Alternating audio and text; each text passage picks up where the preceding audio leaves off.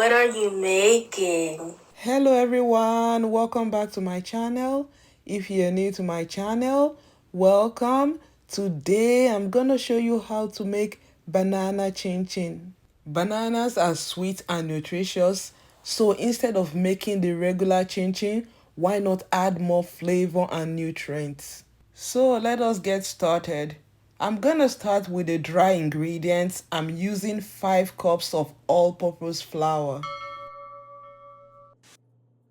I'm gonna sift the flour because I like to sift my flour before use. Of course, there are so many benefits of sifting flour before use, and I have made it a habit to do so whenever I use flour. When I'm done, I'm gonna add a teaspoon of salt, a teaspoon of baking powder, and a teaspoon of nutmeg. I'm just gonna directly grate the nutmeg into the flour because from experience I've noticed that half of a regular sized nutmeg is equivalent to 1 teaspoon of grated nutmeg. Then I'm gonna add 3/4 cup of light brown sugar. You can use white sugar if you prefer. Half a cup of powdered milk and mix to combine.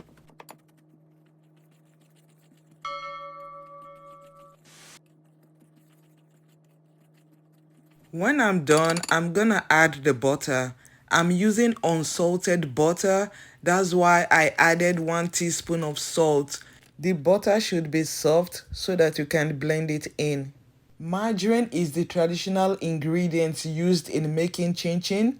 Feel free to use it if you have it, but if you don't, you can use butter. So mix it in until the flour looks like breadcrumbs. Then I'm gonna make a well in the middle for the wet ingredients. I'm gonna set this aside and prep the wet ingredients. There is no banana chin chin without bananas, so I'm using 3 overripe bananas. You can use more if you don't want to add water. It is very important to use overripe bananas because bananas have more sugar content when they are very ripe. Mash the bananas until it looks like puree. You can use a masher or a fork. If you have ever made banana chin chin before, you will discover that the banana flavor is not enough. You will need to add other flavors to enhance the taste of the chin chin. The first time I made banana chin chin with just nutmeg, trust me, I did not like it. It does not taste that good. You have to add other flavors. After trying some flavors, I noticed that rose water takes it to another level, so I'm gonna be adding a teaspoon of rose water. I'm gonna add a little bit of water and whisk it. And if need be, I'm gonna be adding more water to the dough. At the end of the day, I'm gonna tell you the quantity of water I used. When I'm done, I'm gonna pour the wet ingredients into the dry ingredients and mix everything to combine. If this is your first time on my channel or you are a returning viewer and you are not yet subscribed to my channel, please subscribe to my channel by clicking on the subscribe button and on the notification bell so that you can get an alert whenever I post a video. Like and share the video. Thank you and God bless you. One good thing about making chin chin is that you can add more water or more flour to the dough until you get the right texture. When I'm done, I'm gonna tell you the quantity of water I used, but you must know that all flours are not the same, so add water as needed. When you're done mixing everything together, your dough should look like this. This is the right texture. So in total, I used 50 ml of water. You might need more or less. I'm gonna cover the dough with a plastic wrap and set it aside to rest for at least 30 minutes. When I'm ready to cut the dough, I'm gonna heat up some vegetable oil over medium heat so that it can be hot enough when I'm ready to fry the chin chin. As you can see, the dough is softer and well relaxed, so let us cut the dough. To cut the dough, you're gonna need a flat surface, a rolling pin, a cutter, and flour for dusting. Flour your surface so that the dough doesn't stick to it. Also flour the rolling pin.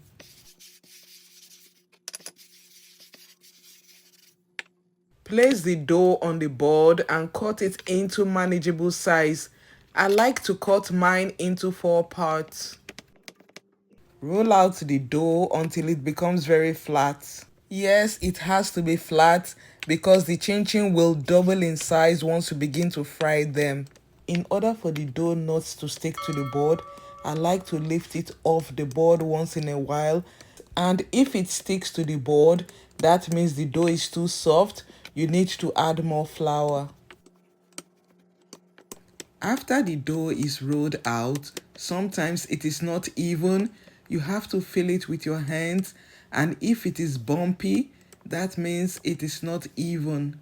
Once you have determined that the dough is even, you can cut the dough with a knife or a cutter vertically and horizontally. This is how you get the little chin-chin squares. Listen, there are so many ways to cut chin-chin. I have a video on 4 ways to cut chin-chin. I'm going to leave the link in the description box. You can check it out later if you're interested. I also have other chin-chin recipes. The links are also going to be in the description box. If your surface was well floured and the dough is not sticky, the process of removing the cut chin-chin from the board is gonna be easy, just like this.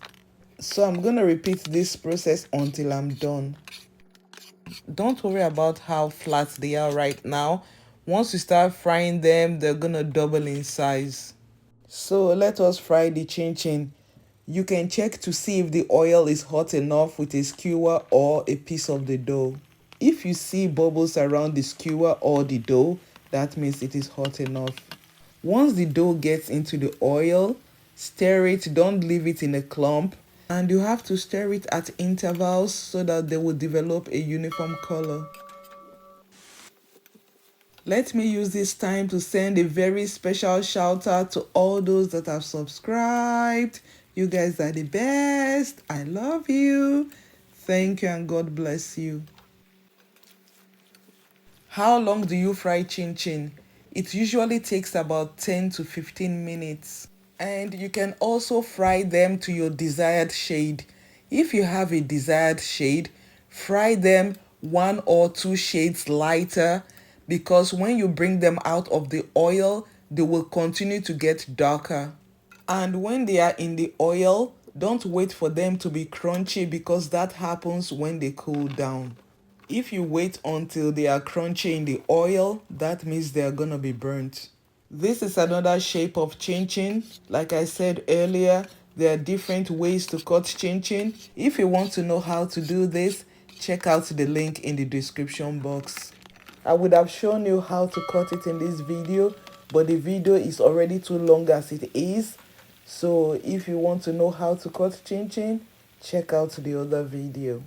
Bananas are sweet and nutritious. Potassium is not the only nutrient you get from bananas. You can get vitamin C, vitamin B6, magnesium, protein, fiber, carbohydrate, folate, and many more. So adding bananas to your chin chin increases the nutrients you get from it, and it is good for you and your children. So the next time you want to make chin chin, or when it is chin chin season, why don't you give this recipe a try? I promise you, you're gonna enjoy it because it tastes so amazing. The flavor is out of this world. Try it with rose water and thank me later. So thank you guys for watching. Till I see you next time. Stay safe, stay blessed. I love you. Bye.